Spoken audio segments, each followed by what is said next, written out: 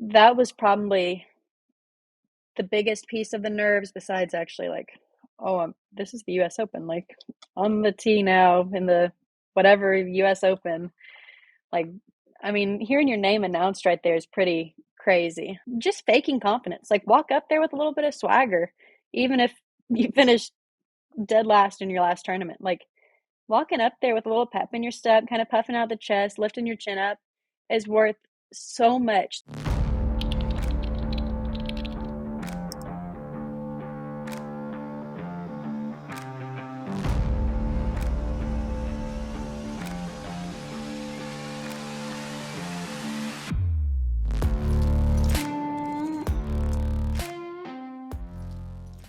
Today we are joined by Laney Frye. Laney is a junior at the University of Kentucky. As a junior golfer, she ranked 87th overall in the Golf Week junior rankings and was ranked 24th in her class. As a freshman at UK, she had a stroke average of 73.5 and had 2 top 10s, including a T6 at her first ever college event, the Blessings Collegiate Invitational. As a sophomore, she had a stroke average of 72.1 and 4 top 10s. During the summer of 2021, she made it to match play at the U.S. Women's Am and placed second at the Sea Island Amateur. During this summer, she qualified for the U.S. Women's Open, played in the ShopRite LPGA Classic, was co-medalist of the stroke play for the U.S. Women's Am, and came in second place in the Sea Island Amateur. I know a little bit about you, and obviously you've played in a lot of different events, but let's start at the beginning. Walk us through your junior progression and what that was like. Yeah, so I was gifted a set of clubs from my grandparents for Christmas. Started taking lessons when I was 7 and kind of built my swing out of nothing, but it was more just keeping my interest there. 5th grade summer, I got a call from the LCA high school golf coach. He was like, "Hey, your daughter's interested in golf. Like, have her come out." And I thought that was like big time. And so I was super excited. Shot 127 at Battlefield, and I was like I loved it. It was my first time playing 18 holes. I thought I was amazing.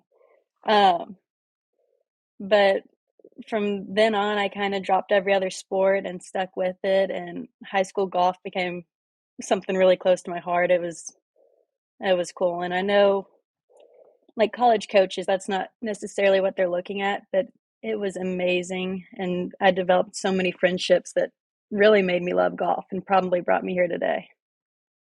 That makes sense. So, your first round, 18 holes competitive, 127, and you kept practicing, kept getting better. What was that growth like for you? How did you get better? Because by the time you get to the end of high school, you've won a state championship as an individual, you've won a couple as a team, you've won the Kentucky Girls Junior Am, qualified for the 2019 Girls Junior PGA. That's a far stretch from that round at Battlefield. What was that growth like? Yeah, obviously there was some mechanical stuff, like my swing got better, I got stronger, started working out a little bit and spending time with Marky D. But I was really into competitions. My dad was good at making practice fun. We'd go up there and sometimes we would like I love animals, and so he would put an animal on the line. He said, "First time you shoot even, I'm going to get you a sheep." And so I got a sheep when I shot even. I was over at uh, golf club in the bluegrass. Like I still remember all these. Um, my first big tournament win came at All A State. I was a freshman, and I didn't know where I stood, but I think I was a couple over, having one of my better rounds, going to the 18th hole, and my dad was like, "Hey, if you birdie this hole, I'll get you a pig." I was like, "Oh my gosh!" And I had like a 10-footer, and I made it. I still like I don't know. But my dad told my mom as I was about to hit it, he was like, "Oh, this is for a pig," and she was not happy.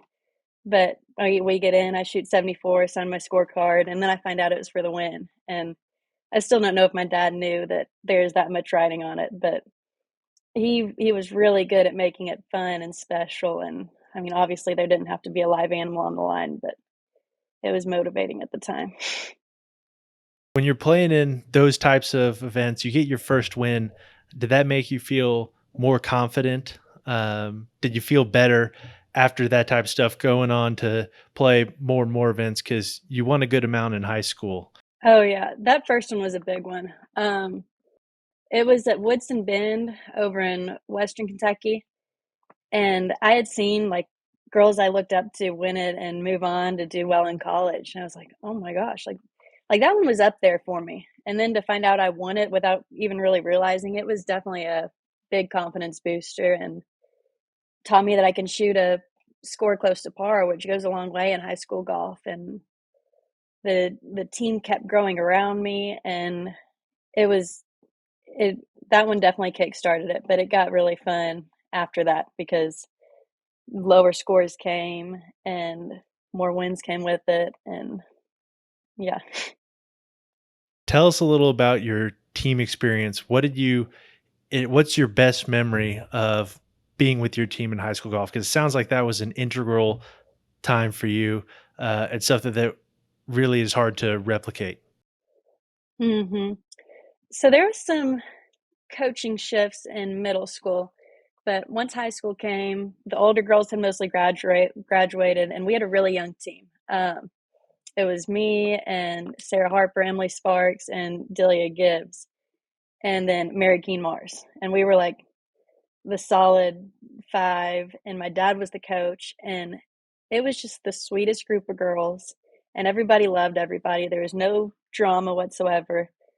Like it was really neat to see everybody pull for each other, um, because everybody's also playing for the individual win too. But there was nothing but happiness when somebody succeeded. And I think one thing we can credit that to, my dad had everybody, we would get in a circle and he'd be like, look to the person on your right, you're praying for them today. And so every hole we would write down our scores, and then on the scorecard, we'd put a check mark if we had prayed for that person. And I really think that helped to shift the focus off of ourselves, and but also like God's powerful and he really blessed our high school season.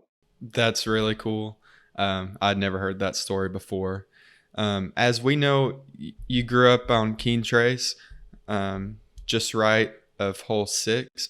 Mhm. Talk a little bit about how that helped your development. Just being out there, you could practice whenever you wanted to, get out on the course, take lessons whenever you wanted to. Mhm. Um, Yeah, that was big. Having my coach on the course was really cool, and I got to spend plenty of time with him to really refine my skill and learn and get playing lessons. But one of my favorite things is going out on the course like late at night, and I can play 18 holes in just over an hour. And that's really helped me lately because it's so dang hot, and the course is crowded in the middle of the day, and so nobody's out there at night, and I can get a full day's worth of practice in an hour. Not saying I don't practice more than that, but um, and then I just like going out onto one green on the course or five green and chipping and putting around it and coming up with games to that one hole, trying to see how many you can chip in or something like that. There's a lot of options for creativity being that close to the course. I'm really blessed to be here. Very cool. And as you said, you kind of got that experience in high school, got to practice more. You still have that experience now. And you had that round where you shot 74, got your first win at the All State. Um, Tell us a little bit about the improvement from there, because by 2018, you came in second in the Golf Week Tour Championship, shot 69, 76, 70. So those are some rounds under par. Prior to that, you won at Cherry Blossom in a Golf Week event, shooting 67, 67. It a lot of times when you shoot scores that are that good, you get uncomfortable uh, being that Mm. under par. How did you a develop the skill to get there, and then B get comfortable being under par? Because when you're 5 under par, it's hard not to know that you're 5 under par. Mhm. That's a good question. I'm honestly not super sure how to answer it. It kind of just came like when golf is coming easy, you got to try your best not to wonder why it's coming easy. Just take it as it comes, and I really don't know what that development looked like, but it's really fun shooting low scores, and I guess that makes it a little easier if you realize, if you take a step back and be like, hey, it's no big deal. It's a lot more fun shooting 67 than 76. Like, let's keep it going. Yeah, and my best rounds ever, I guess I just try to keep making birdies. I had someone recently tell me a technique is this guy on tour, I can't remember his name, but his mentality is just one more. And he's known for shooting like absurdly low rounds and often, but he also will post a high number every now and then. And so I guess that kind of goes to say he's a little more aggressive than most if he's always just asking for one more birdie. But I don't know if that's what I adopted back then. I'm working on it now and I kind of like it. But yeah, I mean, the scores will come as you practice and get better. Kind of building off that, I'm kind of curious, do you set goals? Like say, okay, I want to qualify for the U.S. Women's Am this year, or I want to win a college tournament this year, or do you just tee it up, play the best you can, and see what happens? I don't write down my goals anywhere. I probably should. It helped keep myself accountable. I've been told to. Um, but I definitely internally have some goals. Playing in the AM last year, I almost expected myself to qualify this year, and it was actually a lot more stressful than I would have guessed it would be. Um, but like that was absolutely a goal. And I don't think you go and play in a tournament without having the intention of doing well. So I would say every tournament I go to is a goal of its own. Like, yeah, I want to win this week. I mean, that's why I'm in the field, right?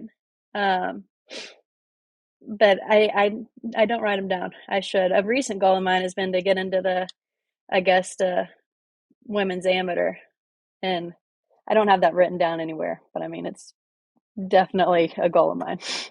That's a good one to get into, um, for sure. And one of the things uh, that you seem to have been focused on and are focused on is the process. You had a quote from, I think, a couple of years ago. You said when asked about, I think it was qualifying for the women's AM, you have to just stick to the process. You hit fairways and greens, and then hope putts will fall. If you believe in that and can just stay committed to the process, then you'll be good. Is that something that you still hold on to and take with you week to week? Um, I'd say I've gotten a little bit more relaxed in a sense.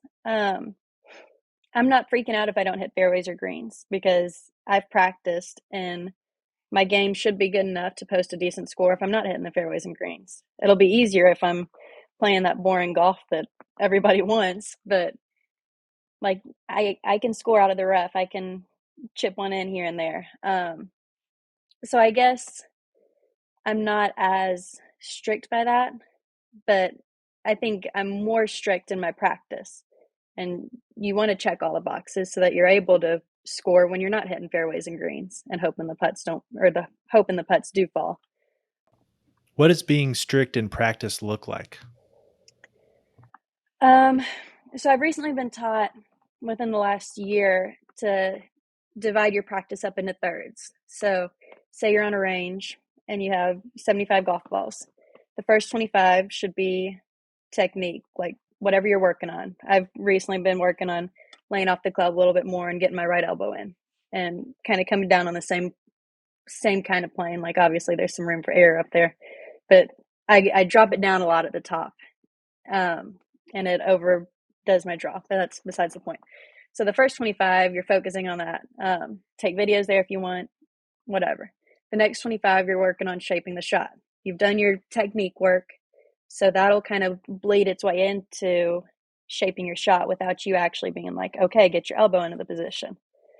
That can look like doing it to multiple different pins, or you can be like, hey, I want this starting right and coming back a little bit left. I like to hit a draw. And you do that for all 25 of them, whatever you feel like you need. And then the next 25, in your mind, you have to build up the situation. Be like, okay, this is to get us to match play in SECs. Like my team's, I see him back there on 18 green at Greystone. Like build it up in your mind because that's how you're going to do well when you actually have to perform under pressure is by practicing like the pressure's there. And that works with chipping, putting, like everything. before the Open, I was really into the short putts, being like, this is in the Open. Like, this is to make the cut. This is like whatever. And I missed a couple, but like the ones that I missed, they weren't like, oh dang, she should have made that. Like there was some movement to it. But it definitely calmed my nerves a little bit when I was in the competition. And it's that last little section of balls that I don't always do, and I'm really trying to work on, because I think that's how you translate it better into tournament play. You mentioned that you practice, building it up in your head and trying to go through your pre-shot routine and kind of a situation on the course, on the range. When you're in a tournament and you're trying to hit a shot in a tense situation like that, what do you tell yourself when you're going through your pre-shot routine? I'm really working on the visual of it. And if it's a putt, then I definitely go back. I've got a 3, 4, 5 footer drill that I do a lot. And that's where I can see nerves show up more. And I'm like, I've literally made tens of thousands of these probably. Like, why am I nervous about this? And everything else is just noise. I really try to remind myself of that often, which sometimes when the noise is loud, it's hard to tune it out. But it's literally just golf. It could be my nighttime rounds when I'm closing down the course. And it's the same kind of stuff that I'm doing when the pressure's on. So I work hard to remind myself of it. I'm definitely not always perfect, and the noise gets in sometimes, but when I am able to remind myself of it, I'm better for it. Have you worked with any mental coaches? Not really. I spent some time with one. Most of my coaches throughout my time working with them has kind of doubled as a mental coach for me. And that's kind of been all I really wanted and needed, which, not to say down the line I won't want or need more, but so far I feel like my mind's in a good spot when I play golf. You have a very well-adjusted attitude, especially for someone who's 20 years old and played in a lot of what you've played in. Going back to getting into college, I can remember, obviously in high school, you're really good, world class. You were, I think, 124th in Golf Week rankings and maybe, 87th overall in the Golf Week junior rankings and 24th in your class, which is high honors. And going into college, a lot of times there can be pressure, there can be a drop off, and that's not really something that happened to you. As far as from what I could tell, you played in, I think it was the Blessings was the first event that you played in, and finished T6 in that, which is a top tier event with top tier competition. And you finished the year with a stroke average of 73.5, which led the team. What was it like going to college, and was that jump that difficult as far as translating your game from what you've been playing into that environment? The jump to college was a little bit more difficult than I would have expected. Even going 15 minutes from home, it was emotional for me. I don't want to grow up. I loved high school golf, and I didn't really have expectations for college golf, but I didn't have bad ones, but I also didn't have good ones. Like I wanted to keep playing high school golf. It was where I was comfortable and I loved it, but time moves on. That first tournament was a special one. We didn't know if we were going to have a season. When we found out we did, we had like 6 qualifying rounds within a week and a half, and there were a lot of tears during that. I didn't play too great, but thankfully the whole team struggled.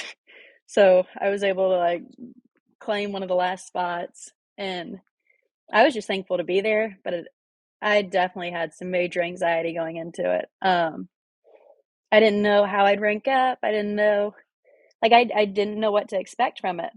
And once I got out there, it was weird. You're playing with your whole team in a fivesome, and the rounds took 7 hours because that course is brutal.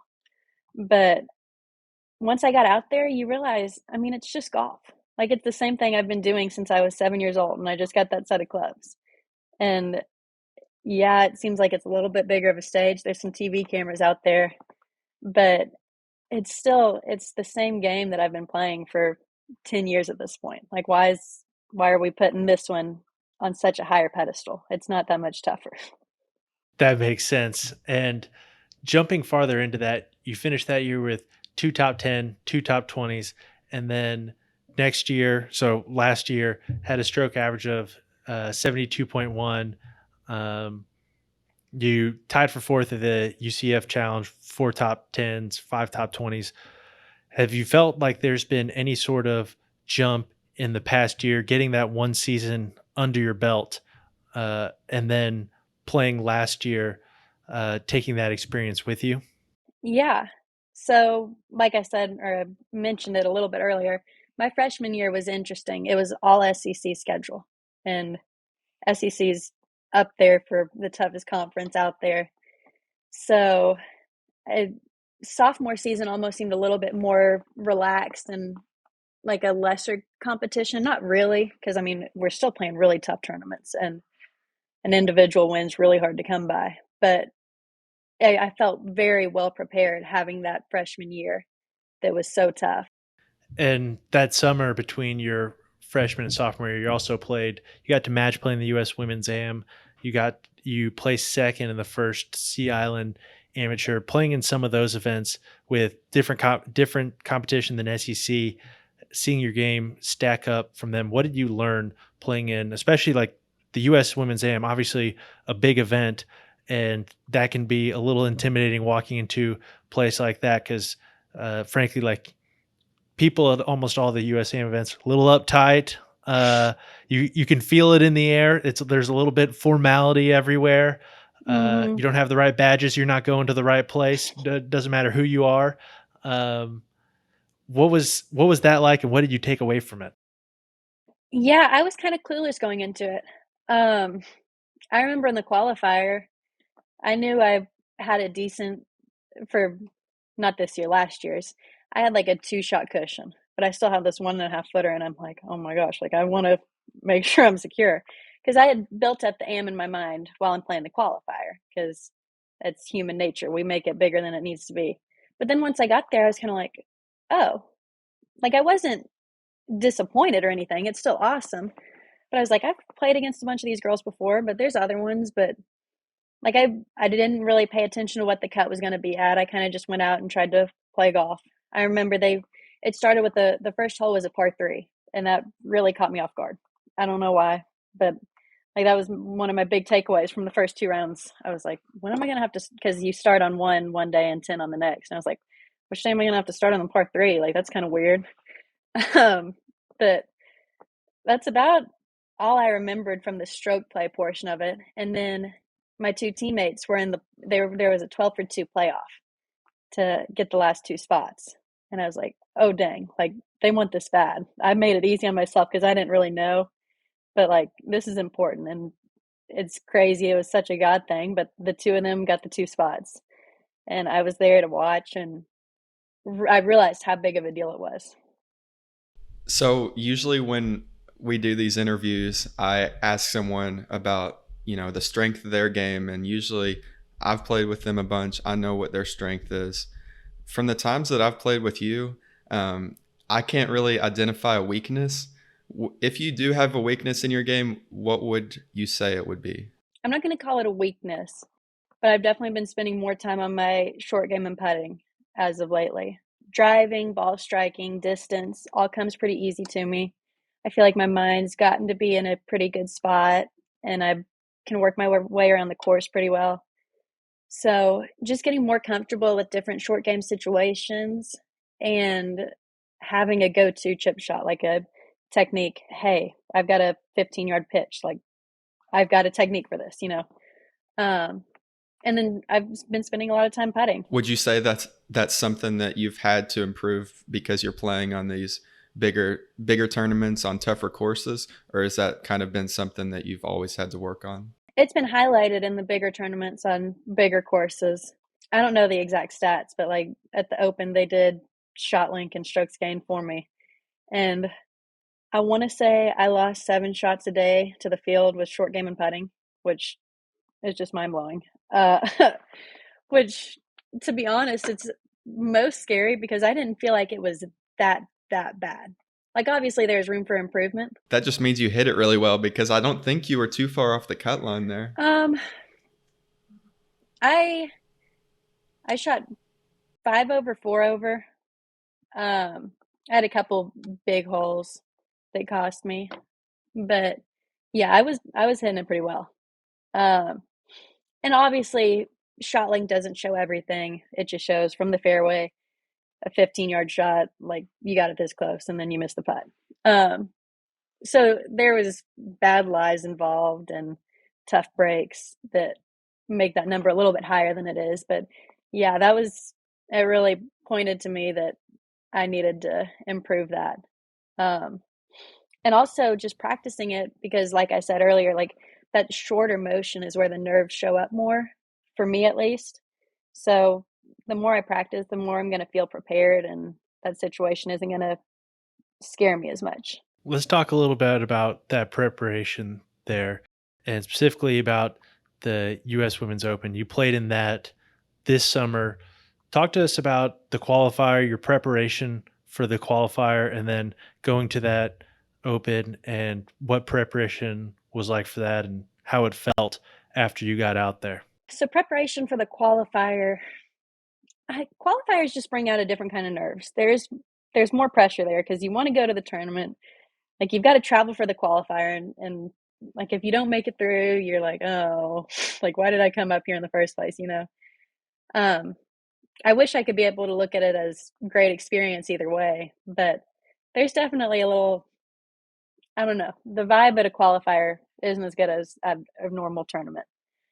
So I was just trying to get rock solid on those short putts, so they weren't really in question at the qualifier, because my ball striking was in a really good spot going into it, and it stayed in a really good spot during it. I don't even remember what I shot. I think I was around 1 under through 2 days, or the 2 18s, and I can't even begin to estimate how many shots I lost based on short game, because I've never hit it that well in my life. I don't know what was going on. But it was really interesting. We were the first group off, and we were doing threesomes, and we had a withdrawal in our group. And so we were in a twosome. I was with this sweet girl. She played quick, and we were moving through the course. I can think I had a tough start, but kind of got it to 1 under on the first 18. And then the next 18, we got through 17 holes. And there were a couple weather delays and the break in between rounds through the way. And they called it. And so I had to come back and play 18, which was kind of a long par 4 into the wind, which was really wet because it rained so much. And that's not the hole you want to go to sleep and think you might need a par on. I didn't look at the leaderboard that night. I had people texting me because they saw where I was at, and I was like, don't tell me anything. I don't want to know. I'm doing okay not knowing. I had a caddy. A good friend of mine had flown up, but he also had to fly back that next morning. So my dad had to fill in for his spot. And so my dad and I played 18. I made this 6-foot putt. I had to play it a cup outside the hole. I'm still amazed it went in. And then we went back to our hotel and packed it up and came back. And it didn't look like they were going to come down to me. The other people, they were out on the course. They were at like 3 under, 4 under. And there were 3 spots. There was somebody else that was already in. And I think it was the 3 under dropped to 1. And I was like, oh my gosh, Dad, we have a playoff.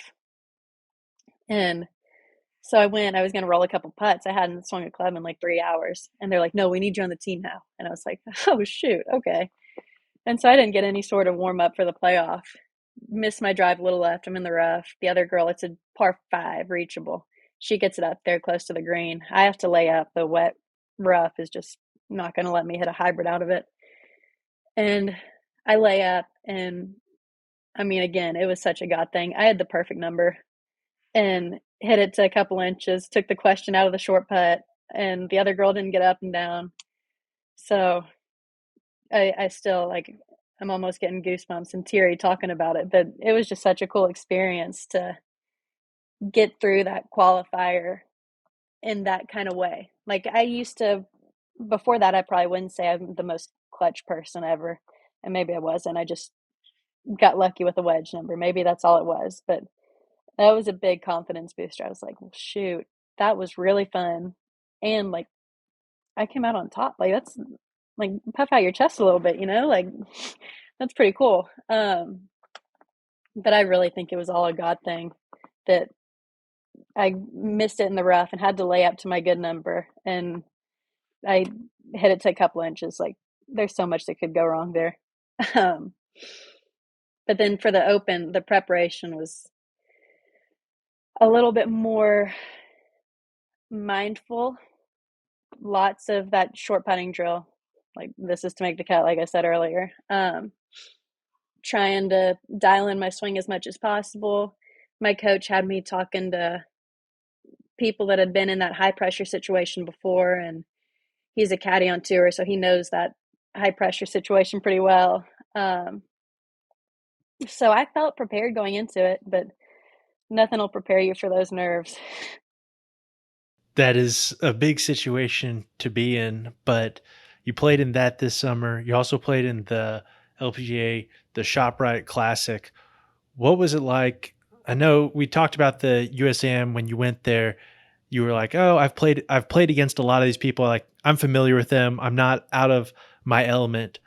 How did it feel to play in those events where you might have played with some of those people as well, but there's a lot more that you hadn't played with and a lot more that you hadn't been with, at least in that context? Yeah, that was definitely a piece of it, and I want to play professional golf, so I wanted to go out there and prove my worth. That was probably the biggest piece of the nerves, besides actually like, oh, this is the U.S. Open, like on the tee now in the whatever U.S. Open. Like, I mean, hearing your name announced right there is pretty crazy. But that competition, it's different because everybody's out there playing for their livelihood. I mean, it's their job, and I'm just out there. I can't make any money from it, right? So if you look at it like that, it's a little bit less pressure. But yeah, I think for me, the biggest part was that's where I want to be in a few years. And so I want to see how I rank up, size up. I had a lot of people that week and the week after, the caddies for the players, and they were telling me, hey, like, you're good enough. Keep fighting, keep working. You'll make it on here. We'll see you out here one day, which was super kind of them and encouraging to me because obviously I didn't make the cut in either one of them. But I consider both of those wins because my ball striking held up. I know I need to work on my short game. Yeah, if that doesn't answer your question, you can ask it again. No, that was perfect. Earlier, you were talking about how you talked to a PGA Tour caddy about being in those high pressure situations. We know that you've done some work with Ted Scott. How did you get hooked up with him, and what are some of the main things that you guys have worked on? So it was probably like 5 or 6 years ago. Keen Trace had a Bible study, and Ted is a major believer, and he came up to be like the speaker for the last one. He's from Louisiana, and he stayed with us. I think the guy leading the Bible study was a friend of my dad's, and he was just awesome. And he knew I played golf and really spent some time with me, just kind of getting to know me. I think we went out and played a couple holes, but I thought he was really cool. And he is really cool. He's an awesome guy. But I didn't ever think he'd become my coach. And then about a year ago, I reached out to him saying, hey, like, can we work together? And he was like, yeah, come on down. And it was actually the PGA tournament down at Sedgefield. He was working for Bubba at the time. And he was like, yeah, come on down. We'll give it a trial and error. Like, see if you like me, if we can work well together. And it was really great. He's so positive and encouraging and makes me feel like I'm doing the right stuff. We've worked more on the mental side of it in course management and strategies he sees the best players in the world adopting. He's taught me some games to play. Like there's this game Patrick Reed plays all the time where you go out and if you hit it on the green in regulation, it's a one-shot penalty. And playing that game has really made me work on my short game because not only are you learning where you want to miss it, if you have to miss the green, if you're out of position, but then you got to go and get it up and down or chip it in if you want a birdie. Like it's tough to score in it, but it's really good preparation. And he's taught me plenty of stuff like that and drills that he sees.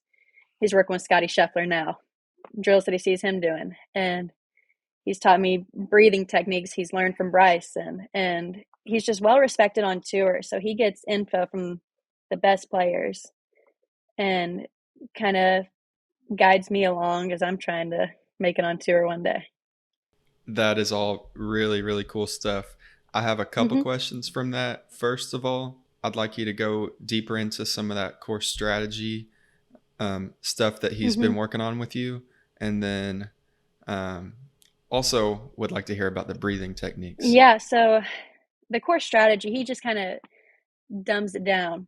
Says, well, your strength of the game is ball striking. Like you can pull off shots really often and you need to milk that for all it's worth. So he kind of teaches me the Tiger approach. Like play well on the par fives. You got 4 easy birdies there. If you're hitting it well off the tee, which typically that's also a strength of my game. And so take advantage of those. Don't do anything stupid and add up the numbers quickly. Like don't have a blow up hole. You can avoid those pretty well. Like get back into position if you need to, make a bogey if you need to. And then lag putt him to death. He said that's one thing that's made Scotty great is he grew up on a course in Dallas and the practice green is just super undulated. And he would just spend hours out there messing around as a little kid. And it's really developed his touch into what it is now. And I remember, I think it was at Bay Hill. Was it a second win?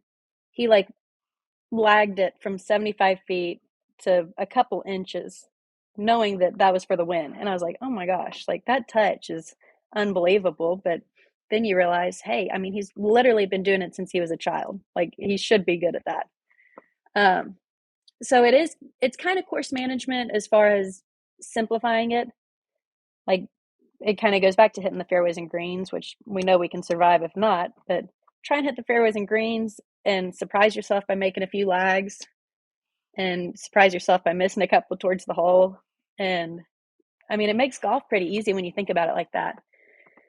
And then the breathing techniques, he didn't really go into the techniques with me. This was kind of recent, but he said Bryson goes up to high altitude area and trains his breathing.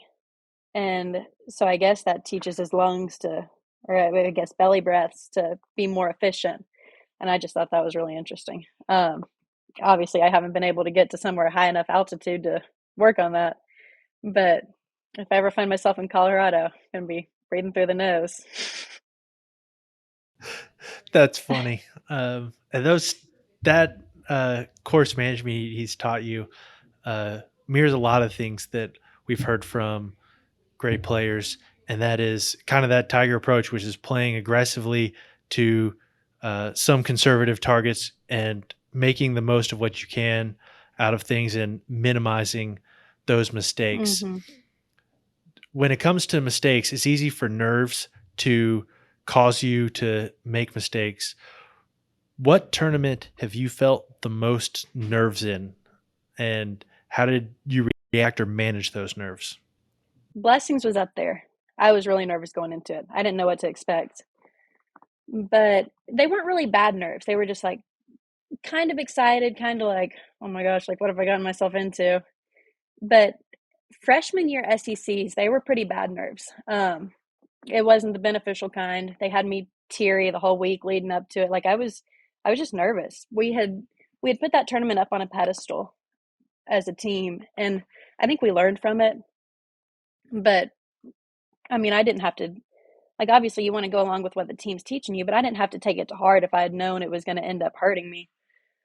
So I was lucky enough my coach realized that I was so nervous. I mean, it's kind of hard to miss when your player's kind of crying on the range, but um, she walked with me like the whole entire first round and really helped me simplify it down. Like, you hit the tee shot, like, you know how to hit a tee shot, hit the next shot, like, and I don't realize, I don't think I have ever found out exactly what made me so nervous that week, but trying to simplify it down as best as you can.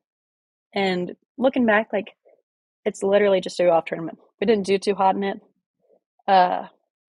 Big deal. Like, I think everybody else has forgotten about it except for me because I built it up so big in my mind.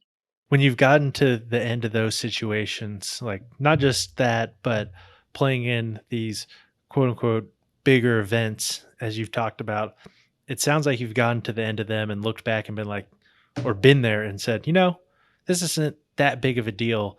Has being in those events, winning those tournaments, after it's been done, has it felt as good as you thought it would feel? My only real win came at the Dye Junior, the summer before college started, and that one was pretty solid. It was a needed confidence boost. And yeah, I didn't have my ego riding on it or anything to where I'd be shocked if I hadn't have won. But that one was a nice confidence boost going into college. Kind of, there's some of the better juniors in the country there, and that one made me feel pretty good. But then, like, at the Blessings, that was almost a win for me. Not because I almost won it, but because it was a pretty big success when I wasn't really expected to do well. And that one, probably not so much because it's like, oh, sixth place, big deal. Like, we got another tournament coming up, Put your head down and keep working. I get that. And that goes to something that we like to ask a lot about, which is how do you evaluate a tournament after you're done? What do you do to determine if it was a success? Because in Blessings there, you're like, that's kind of a success. You can't win every tournament, and that's just the nature of golf. And especially even if you're playing some of your best stuff, a lot of times something else can happen where you're not going to win. How do you, one, determine if a tournament is a success? Two, analyze like your play during that tournament and learn from it. If I keep my attitude and my mind right, it's a success because something's going to be learned from it. If I can't keep my mind and my attitude right, then I might not learn anything from it. And at that point, I shouldn't have even played. I think you all have probably heard you win or you learn, but those two can go hand in hand. And you don't see it too often, or I haven't seen it too often because winning's tough. But, like, I think you can learn in every single tournament that you play in. And that's what makes it a success. I know I learned a ton this summer so far. So I try to go through and see where I lost shots, having as much grace with myself as possible, like, because stuff happens. And it could be a mud ball. It could be misjudging your lie. It could be, oh, the wind gusted. Like, it can be totally out of your control. But it could also be, hey, when you're kind of close to a level putt, the grain can be going opposite of the way the green's growing. Like, you don't have to always only look at the break and assume the grain's going to grow that way. Like, stuff like that. I learned that from Sea Island. Stuff like that should always be learned from a tournament when you can, because that's how you're going to be better for the next time. At the Open, I hit a good shot and got a bad break and really dwelt on it for too long. And I was even going to that point through 13, and I really wish I hadn't, but I learned from it. And hopefully I just take the blows a little better next time and recognize, I mean, it's not life or death. Like, you got a bad break, made a double, move on with it. There's still time. So, building on that reflection process, do you journal after tournaments or No. even a practice journal? I should. I've been told to, but I really struggle with journaling. Same here. Is it having just to write something down, especially when you've practiced a lot or gone through the tournament. You have it so fresh in your mind. You can easily pull out those key takeaways, so it doesn't feel as I necessary. think it's that. And like, I wish I would write down every single second from the Open. Like, that was such a cool experience. It makes me so sad that it's over. Hopefully it's not the last one. Um, but like, yeah, I wish I would journal everything because I think there's benefit to it. But the day's over, I'm tired, I want to go to bed. Like, I don't want to sit down and write in a journal, but I really should. Even if I don't learn from it, like 50 years from now, I'm going to wish I had a journal of everything going on right now. One thing we haven't touched on earlier, you were talking about working with Mark. Can you go a little more into what you do for workouts, how that has helped you become a better golfer? You know, you're getting stronger. You touched on how your driving is, one of your biggest strengths. Do you do speed work, just strength work? Um, Yeah. So, first of all, I'm just a flexible person. Like, that's a gift of mine. I might be too flexible, honestly.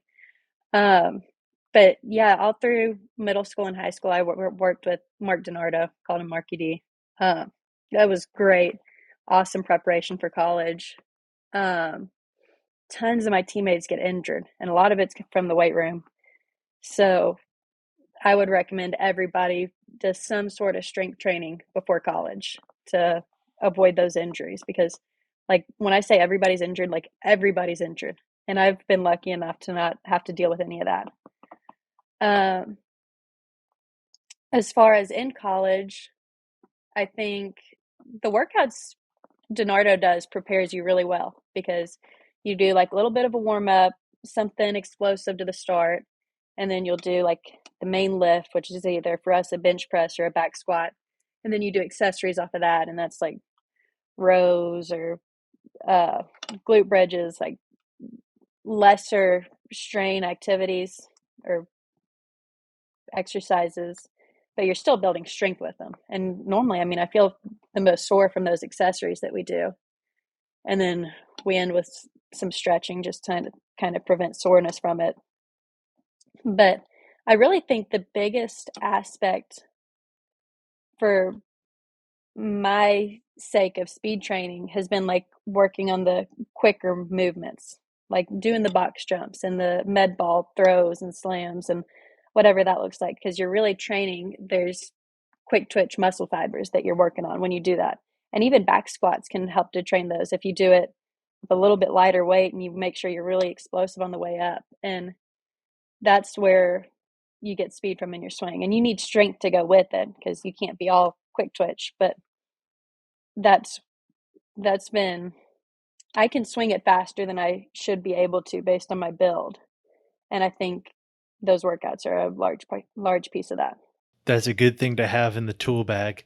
And when you go on tournaments and take trips, what kind of workouts are you doing in the hotels you're staying at to not just get stronger, but a lot of those cases, it's more just to maintain and to make sure that you're adequately warmed up. Um, I don't I don't do too much. I'm supposed to do a little bit more. Like the whole team, we've got a pre-round rollout thing. Like we got a rollout kit, and there's just some really light motions that, like I said, like I've been blessed, and part of it's probably from marketing, part of it's just the way I've been built. I'm more flexible, um, but I don't really need a super strong warm up. Like I just take some easy swings on the range. I usually go chipping green, then range, then putting, and I kind of work my way up. I get the hands activated by chipping, and then I go and hit some wedges until I get to the full wedges, and then by then I'm pretty loose. I don't I don't need to do the little bit of a light band workout that some of my teammates do.